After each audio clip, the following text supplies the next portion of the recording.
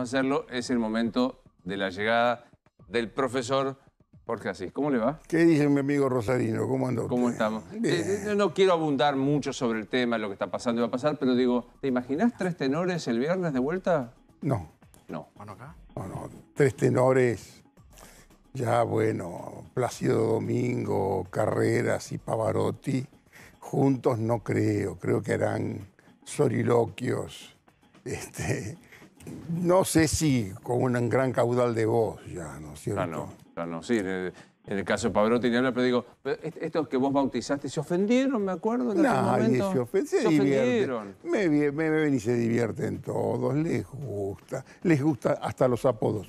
No sé del poeta impopular, pero el gótico se autorreferencia también como gótico. Que contemos para los que no leen Jorge Asís digital, el gótico es Axel Kicillof, el poeta impopular es y a Geniol me dijo, ya me pusiste Geniol, me quedo con Geniol. No, pero me acuerdo del año pasado cuando hacíamos Animales, que vos decías que estabas harto del portón verde y de la expectativa. Y hoy estoy harto de la intoxicación informativa con el tema del COVID, que me parece que es excesivo, que en realidad intoxica tanta información al que consume, que está absolutamente aterrado y dispuesto a aceptar cualquier cierre.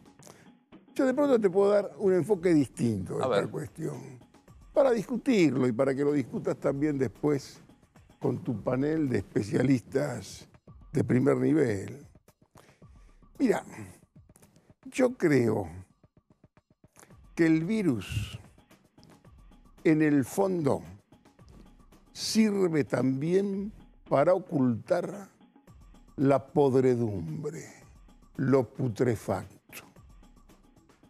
Por ejemplo, que ni siquiera haya tenido un efecto, una discusión, un informe de 383 páginas de la Comisión Bicameral de Senadores y Diputados relativas a la inteligencia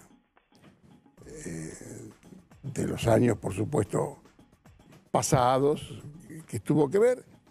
Si vos lo leés, te dan ganas de que todo eso sea mentira, sea fantasía, como escribió Morales Solá, que tal vez él sí cree que es fantasía. Pero me parece que es un texto importantísimo que te muestra verdaderamente el estado de beligerancia natural de la política argentina, de la justicia y hasta de los periodistas, en menor medida. Vos estás diciendo, el COVID viene bien para que no descubramos la mugre con la que se han utilizado recursos del Estado para espiar simplemente a los contrarios y no hacer inteligencia estratégica. Y específicamente para analizar los efectos de este informe que vos podés directamente descalificar, con lo cual descalificás a la Cámara de Senadores, a los diputados, y por el mero hecho de quienes lo firman, quienes lo consignan, merece un tratamiento distinto, que te diría, gracias al COVID pasó todo absolutamente inadvertido. Por supuesto, se puede discutir, vos decís, el lawfare, yo lo llamé en su momento a ese estilo la mafia del bien. Sí. Pero tiene que ver con cuestiones que pasaron y que tiene que ver con testimonios y que tiene que ver con casos que te aseguro casi me parece en algún momento que leo una novela que hay alguna patología que tiene que ver con esta realidad cercana que nosotros prácticamente participamos y no queremos ver. Y yo no sé si en el fondo lo que se oculta es una especie de beligerancia basada en la descalificación recíproca. La creencia de que todo eso que se trató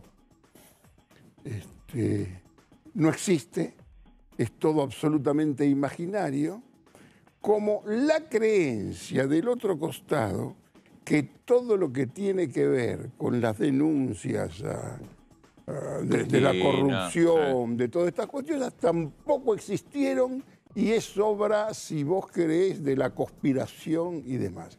Es un choque de interpretaciones que produce un informe de casi 400 páginas que todos se permiten pasarlos por alto como sí, si no existieran. bajo ¿no la es cierto? situación de la angustia del COVID, ¿no? O sea, que...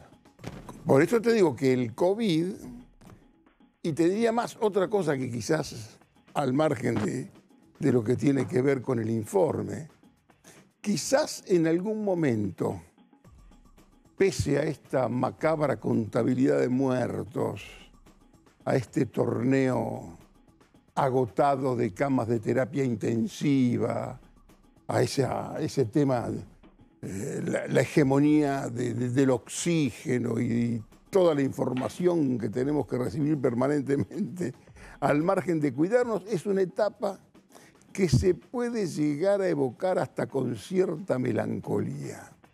Porque según mi interpretación, probablemente equivocada, la pospandemia va a tener tal vez mayor magnitud de gravedad que la propia pandemia. ¿Por qué? Porque mira, no es casual que en un edificio de 10 pisos, donde por ejemplo estoy yo y hay varias empresas, un día de esta semana o de la semana anterior, éramos solamente 4 personas. De esto me lo anticipa un empresario amigo cuando me dice que todos los empresarios en realidad saben que cuando esto pase van a tener que licenciar. ¿Qué significa esto? Que este COVID sirvió también para que tipos que tienen en un país que se achica, que se abrevia, que tiene X cantidad de personas, llegan a la conclusión que con el 25, 30% de ese plantel la cuestión funciona igual. Lo cual ya me parece un poco más dramático y ustedes que hablaron alguna vez, creo que te escuché ayer, que hablaban de la falta de prevención y demás, Sí. creo que hay que formar alguna comisión, un grupo de expertos que estudien el problema de la pospandemia. Ahora, vos estás diciendo que, dos cosas, que el COVID nos neutraliza algunos de los temas, como cómo se utilizaron los servicios de inteligencia, cómo se manipularon y cómo se montaron algunas cuestiones, pero también esto otro, que alguna vez vos también dijiste, ojo que un país pobre como la República Argentina, con la política que se utilizó para enfrentar la pandemia, va a quedar muy pobre con consecuencias difíciles de prever.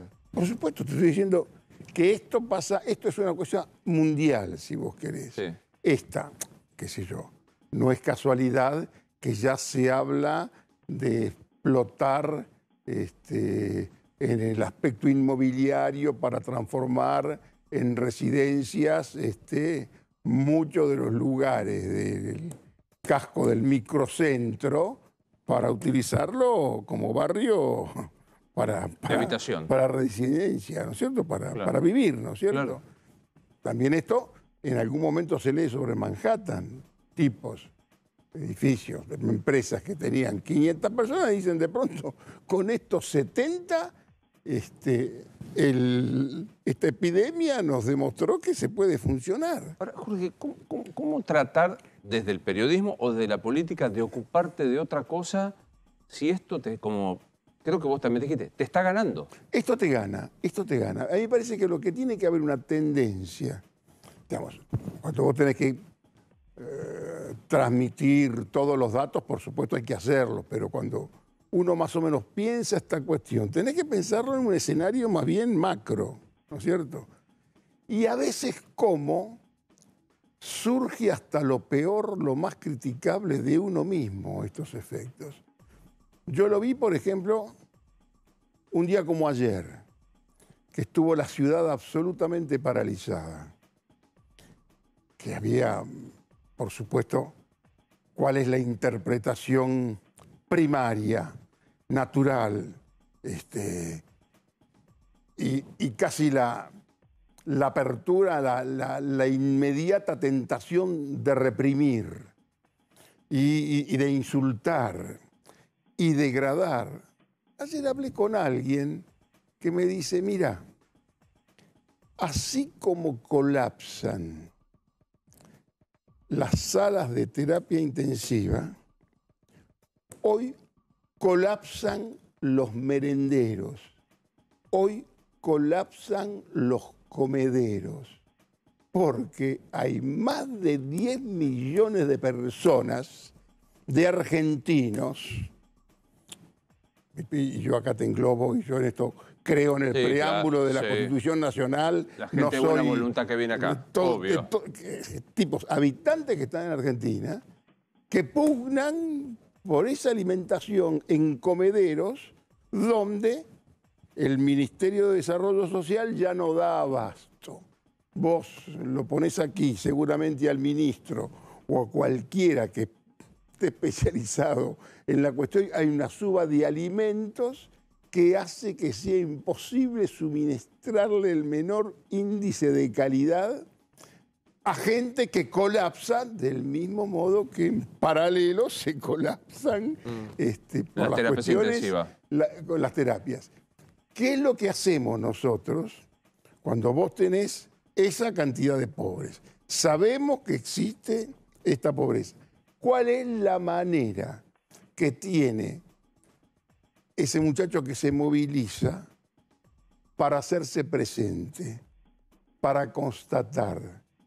Si vos querés, para extorsionar con su presencia, que es la manifestación, la concentración, que por supuesto que le joroba la vida a todo aquel tipo, como mi caso ayer, que tuve dificultades, por supuesto que en ese momento cuando tenés una capacidad para tratar de interpretar el fenómeno, pero esto, muchachos, es lo que ocurre.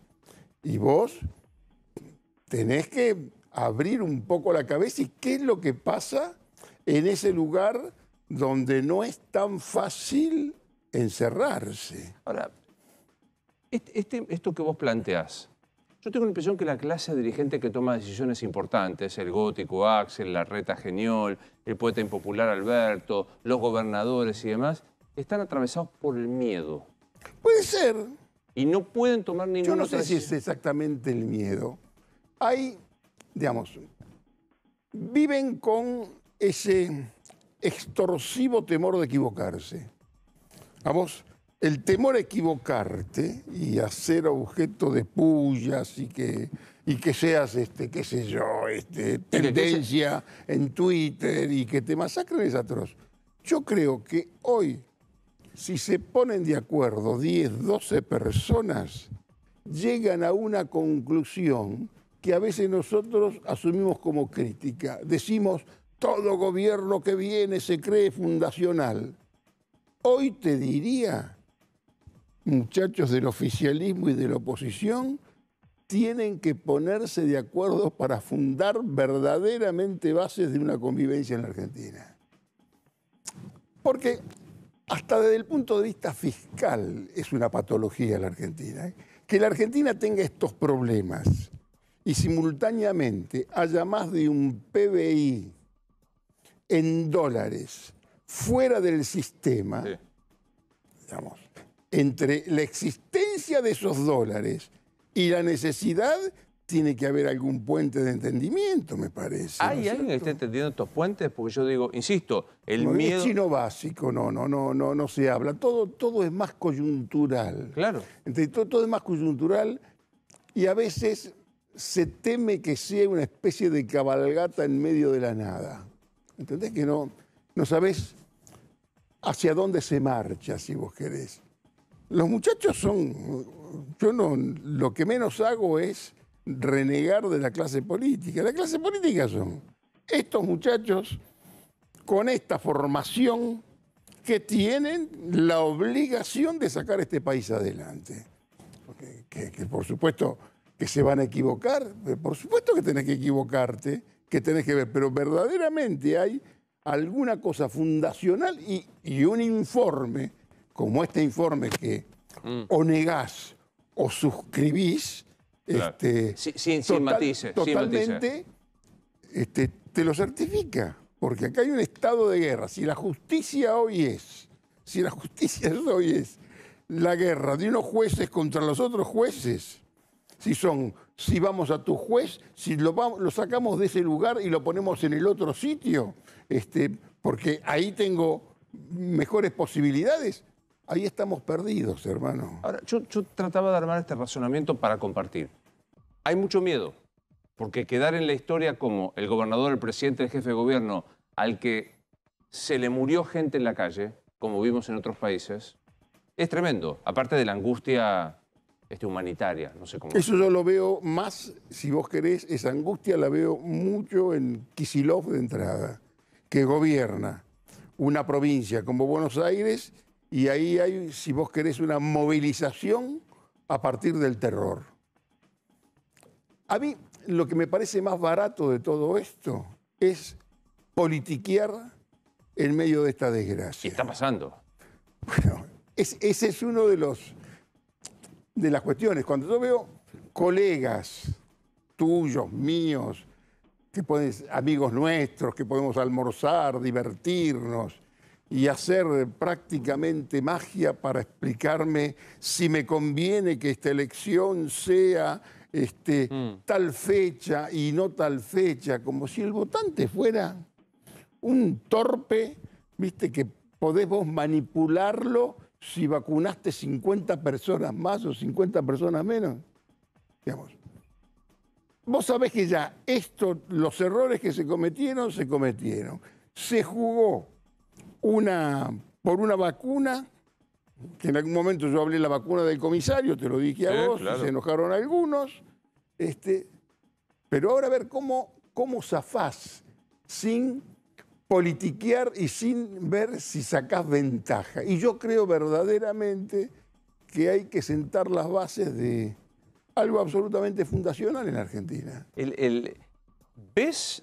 Porque yo creo que siempre tiene más responsabilidad que gobierna, no importa quién sea, pero el que tiene más chance de abrir al diálogo, bajar un tono, no politiquear, es el que está...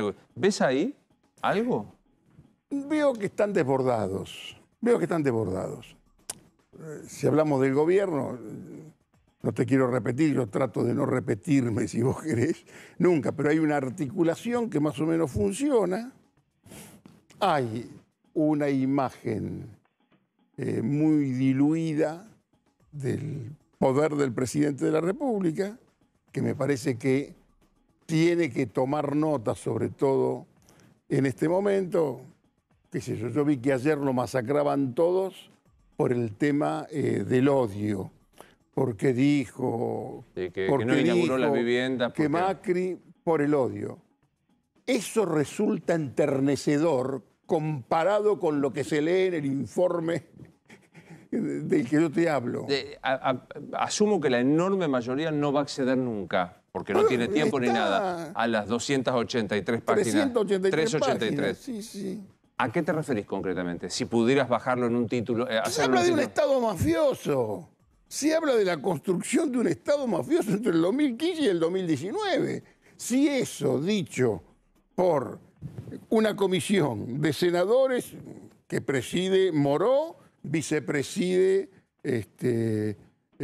¿cómo se llama este abogado radical? Este muchacho, ya me voy a acordar, de La Pampa, que fue denunciado por acoso sexual justamente en un momento en que cuando ¿De la provincia de Buenos Aires? De la provincia de La Pampa. Sí, Marino, el senador Marino. Vicepresidente del senador Marino. Está Cristian Ritondo, es oficialismo y oposición. Hay un dictamen de la minoría que en el fondo lo que hace ese dictamen de la minoría es convalidar el informe general donde la palabra odio, comparado con lo que se lee ahí, nada. Es un requiebro. como aquella película de Carmen Sevilla que se llamaba Requiebro. Es un piropo comparativamente con lo que vos lees. Por eso te digo que yo todo eso que leo quiero creer que es mentira, que no se espió a los familiares de las víctimas de los que estaban en el submarino Ara San Juan.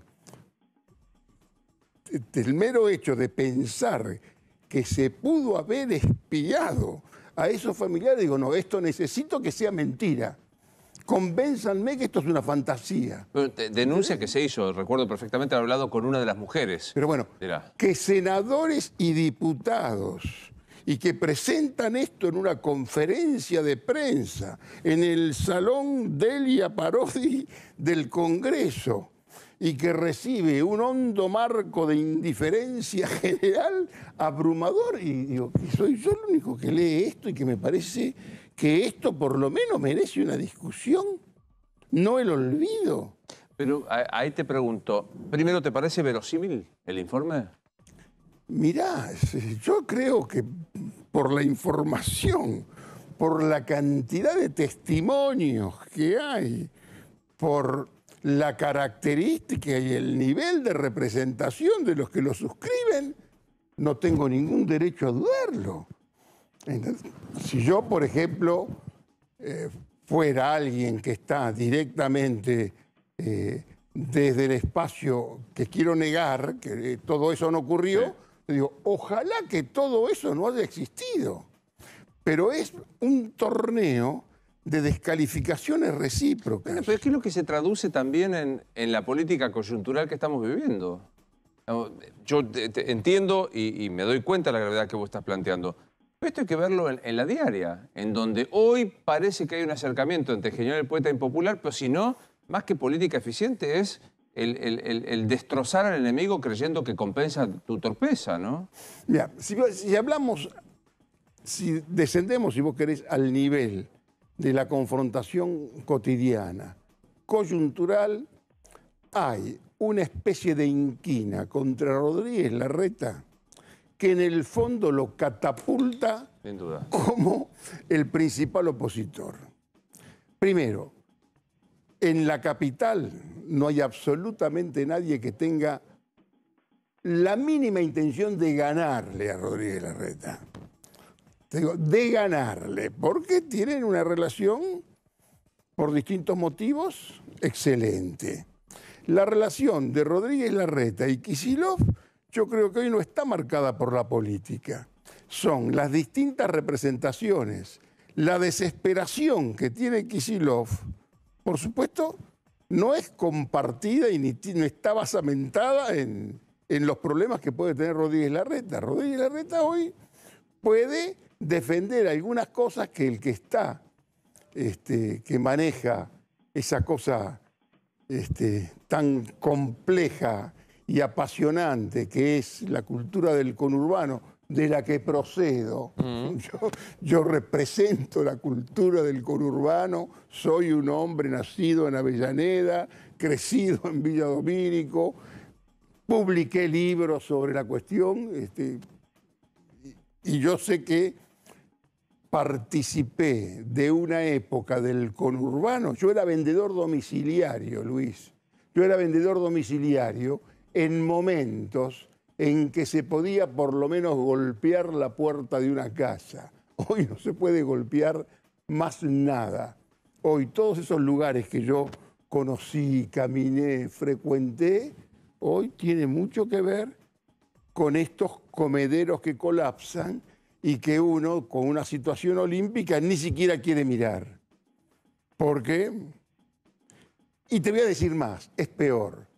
Cuando vos ves que son los militantes de izquierda que salen, en el fondo esos militantes de izquierda que salen son los hombres de punta que van a ser seguidos por las organizaciones sociales que están más próximas al gobierno y que no pueden plantear lo que sí plantea la izquierda, aumento de planes, IFE y tantas cosas. Y en el plano más macro todavía, al Chapito Guzmán, ministro de Economía, para tratar de cautivar, de convencer, de argumentar ante las autoridades del fondo, también le sirve, mirá, si no arreglamos esto, tenés esta bomba de tiempo acá. Tengo esta bomba de tiempo que es real, que es con la que convivís y que no tiene otra manera de manifestarse que hacer la que saben, cortar. Y hay que bancarse la idea de represión. Yo vi que muy fácilmente un epidemiólogo muy consultado dijo, acá hay que reprimir. Pero vos te creés que esta clase política se banca una primera página de un policía reprimiendo a una señora que está con chicos en un corte. ¿Sabés qué pasa, Jorge? Es que si vos admitís tácitamente eso, porque ayer fue impactante, nadie, no es que siquiera fue a reprimir, ni siquiera se acercó a tratar de disuadirlos de que se movieran. Es muy difícil que vos mañana o pasado, cuando se anuncien, le pidas a la gente que se meta, la gente que labura y que está tratando de sobrevivir, se meta en su casa y no salga en un horario determinado. Por eso mismo te digo que en esta cuestión, acá tenés que analizar la Argentina en su tema macro, si vos querés, en todas sus vertientes, porque toda medida que tomes es como decía Eberto Padilla de los poemas, siempre te estás echando un poema peligroso. Cualquier medida que tomes, por supuesto que te podés equivocar. Una de ellas es la tentación de la represión, cuando te impiden, y yo he visto comunicadores que participan, claro, de esa indignación, pero tenés que, por lo menos, tomar noción Yo tomo noción de esta cuestión. Me siento aludido por los indignados, como por el indignado. Pero yo no estaba indignado. En mi auto quedarme 45 minutos para ver si hacía media cuadra. Pasa que después le pedís al dueño del bolichito de Caballito que cierra a las 8 de la noche y no venda más café, porque contagia, y esto pasa acá. Esto es lo que le da solidez a la dificultad para tomar una decisión. ¿Viste? Para hacer una tortilla siempre tenés que romper algunos huevos. Tengo la impresión que siempre rompen los mismos, ¿eh? Puede ser, rompen los mismos huevos. Puede ser, pero bueno, acá tenés, antes de plantearte la idea de la represión, de que esto no existe, ¿qué haces con esa gente? ¿Qué vas a hacer? ¿Le vas a poner canciones de Mercedes Sosa, canciones de protesta, a desalambrar? ¿Cómo los vas a contener? A tipos que también tienen celulares, que nos miran a nosotros, que nos pueden estar mirando en este momento en cualquier lugar donde se vive de una forma muy penosa o en Puerto Madero. La comunicación también democratiza, si vos querés, la imagen. Sin duda. Ahora, vos planteás algo en lo que yo coincido, que es la necesidad que la clase dirigente se siente a fundar las elementales, no. Nuevas claves de convivencia real, hasta desde el punto de vista fiscal. ¿Cómo hacemos para resolver este quilombo, hermano? Todo esto siempre pierden los mismos. Yo entiendo todo lo que vos me decís, pero bueno, la cosa es un poco más compleja, ¿no es cierto? ¿Quién se está sentando para pensar alguna base para resolver este quilombo? Mira, yo creo, yo me acuerdo cuando estaba en la UNESCO, que estábamos en el Consejo Ejecutivo y había una impotencia creativa atroz de ideas, y de pronto a un noruego se le ocurre la propuesta de Noruega, crear un foro de sabios. Crear un foro de sabios para que le cuente al Consejo Ejecutivo cuáles son las claves del mundo moderno y las soluciones que hacen falta. Y en realidad todos los que estábamos en el Consejo Ejecutivo creíamos que los sabios éramos nosotros, ¿no es cierto? ¿Quién está pensando esto?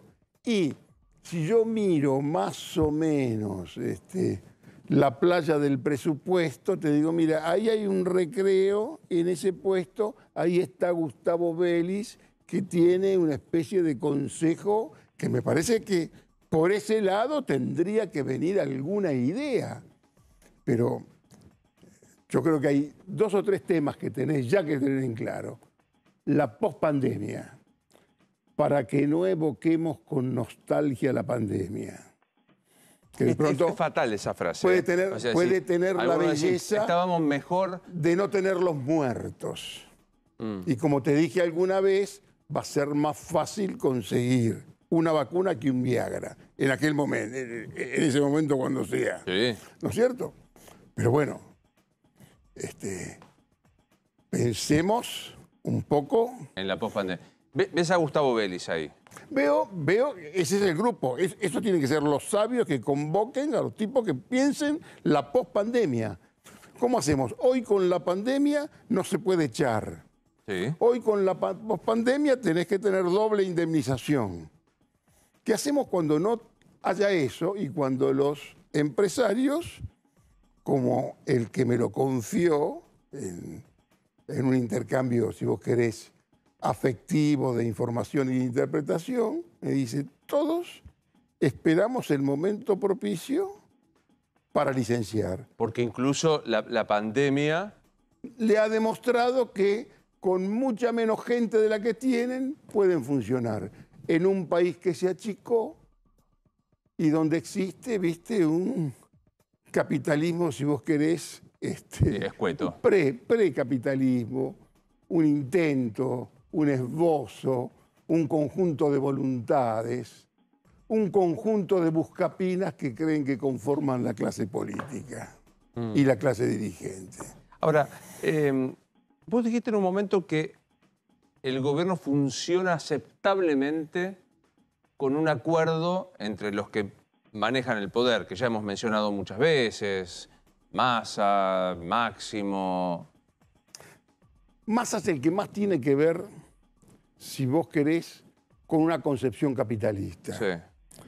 Massa tiene una excelente relación con los que son tomados como los grandes fantasmas enigmáticos de este esquema, que son los muchachos liderados por Máximo, Guado, lo que es la Cámpora. Creo que hay una circunstancia internacional que te permite un juego absolutamente inesperado. Podés creer que sos importante tanto para China como que sos importante para Estados Unidos. Y ¿sabés una cosa? Pese a tu estado, sos importante. Ahora, claro, ¿cómo haces vos para persuadir a un tipo que cree que está en el peor lugar del mundo, que esto es una porquería, que todos somos chantas y que yo qué decir? Mira, querido, los que pesan en el mundo te miran con atención, pese a todo. ¿Entendés? Para eso necesitas una estrategia de aprovechamiento de esas circunstancias. Una estrategia de aprovechamiento de las circunstancias que la podés perfectamente tener. Hablarse menos encima. ¿Esto es? Porque todos se hablan encima, hermano. Hoy veo que están todos... Hoy hay una especie de anti-Bullrich que casi me hace ponerme en el rol de interpretador. Pero siempre tenés esa tentación. Tengo una tentación porque yo sinceramente cuando se le pega tanto a un tipo, apelo. ¿Entendés? ¿Qué fue? Fue un error de una piba que necesita una contención, que es exagerada y que se habla encima. En un mundo político donde todos se hablan encima, cuesta encontrarte algún tipo que sea más o menos medido y cauteloso. Eso, la cámara, el micrófono... Las 50 opciones. Es una tentación al papelón, una pronunciada tendencia hacia el papelón. Igual metió la gamba. Decir que entregamos la Malvina por la vacuna. Pero porque es una salida, es casi como el tango naranjo en flor. Llega un momento en que te quedas sin pensamiento. Claro. Te quedas sin pensamiento y puedes decir cualquier cosa. El apremio de querer ser original te lleva a que te... Pero hay un manto de comprensión. De pronto es mucho más atacable y cuestionable, si vos querés, por otros aspectos. no por eso. Eso es una frase absolutamente desafortunada, nada más. Yo te lo planteé la semana pasada y después, como siempre, en nuestras charlas que van yendo por los canales que Es que quieren... necesitamos más tiempo, ¿no, Varecio? Llevamos 36 minutos, estamos muy bien. Te decía esto, a mí me impacta que en la crisis sanitaria hay un repliegue de la doctora notable. En un momento en donde parecía que se domaba la crisis y ella reapareció fuertemente. ¿Lo ves? ¿Te parece atinado lo que digo? Yo no sé qué tiene que hacer, no sé qué es lo que puede aportar ella. Hoy tuvo una reaparición que me parece más que aceptable con esta cuestión desafortunada del senador Bullrich. De Esteban Bullrich. Que no olvidar, es quien le ganó en el 2007. Con Gladys González. Si vos querés, le ganó en un momento donde salió la gobernadora Vidal, se cargó la provincia al hombro, hizo la campaña a ella y era el momento en que estaba más elevada, si vos querés, en las encuestas. Pero la reacción de la doctora, sinceramente, me parece que merece por lo menos un reconocimiento. Mira que yo, me cuesta a mí que estar más o menos, tratar de ser lo más objetivo posible. Sí, analizar la información. Ser objetivo, que me parece que a eso tiene que volver el periodismo, hermano. Si no vuelve a eso el periodismo, estamos perdidos. Si el periodismo es hoy La Nación o C5N, hagamos otra cosa, dediquémonos a otro negocio. ¿Leíste el libro de Vidal? Sí, lo vi. Me parece bien, le creo. Me parece que tuvo una autocrítica franca y sincera, que toma incluso su vida privada. Es un libro que casi te lo compararía, porque es un libro que si vos ves que está a la mano de ella, fue escrito por la autora. No sé si habrá tenido alguna ayuda de alguien, ¿verdad? Pero se da cuenta que es un libro, no es un libro preparado por especialistas sobre una persona. El libro se lee, es un lenguaje llano, un lenguaje, si vos querés, ameno, cuenta su tema, su cotidianeidad, su tema de los sí, y es creíble. Y después se habla del plan B, y yo creo que no oculta su verdadero deseo. ¿Qué es? Ser presidente de la República. No lo dice, pero no lo oculta. Ayer Monzó, o hoy, en La Nación, no me lo acuerdo, dice que fue un error y que debió haber sido la candidata ella en vez de Macri. Yo miré el título, no leí la nota de Monzó. Esto ya, qué es lo que debió haber pasado, es contrafáctico, ¿entendés? Yo no me atrevo a juzgar eso. Lo que sí, la autocrítica de ella en su libro es con respecto a su silencio, su interpretación de lo correcto, digamos, que a ella le parece que no estuvo bien ahí, que debió haber hablado antes. Lo cual me parece bien, porque de pronto esos críticos que salen a hablar después del error, no, hermano, No, claro. Esto tenés que hacerlo antes. No podés estar, qué sé yo, 14 años defendiendo una causa y te fuiste 3 meses después y quedar como el gran enemigo de esa causa. Total. Esto no va, ¿no? Bueno, déjame que te celebre, porque es una especie de cumpleaños. Tus primeros 50 años como escritor se cumplen nada menos que 5 décadas de la publicación de tu primer libro. De mi primer libro, La Manifestación. Mi primer libro fue un libro de poemas. Olvidable, entrañable, que fue Señorita Vida en el 70, pero en el 71 salió La Manifestación y lleva 50 años ya. Y yo te hablaba de esto porque uno de mis méritos fue de estar 50 años en este negocio y que se conozca muy poco de mi vida privada.